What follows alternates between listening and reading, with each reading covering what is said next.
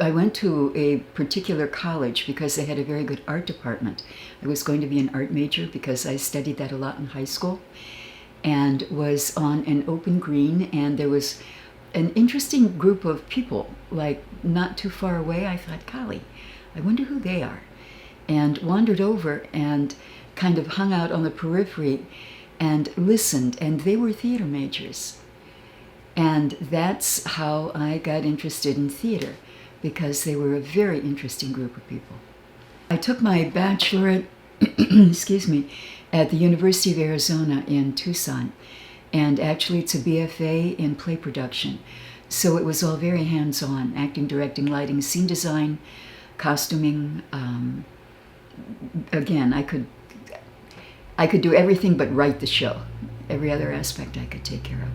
And I enjoyed that. It was very worthwhile and very enlightening. Part of it is you become aware of other people's contribution. If you study only acting, it's very easy to think that you are the center of that universe. And there are so many other creative people who have input, and it's good to know so you can appreciate, I think, what other people do as well. I think training is very important. I was also very fortunate to get my advanced training at the Yale School of Drama, and that is what is called conservatory training. It's 3 years of just absolute saturation, and that's probably a good way to learn most anything, whatever it's going to be. So one of the things about training is that it gives you, hopefully, a greater awareness and skill, and if you stay with it, some depth and range. And that, I think, is very important.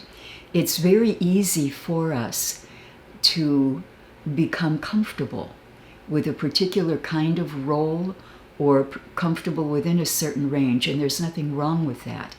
But if you can increase your skill and awareness and depth, you have opportunity for more work and for greater exploration within that work.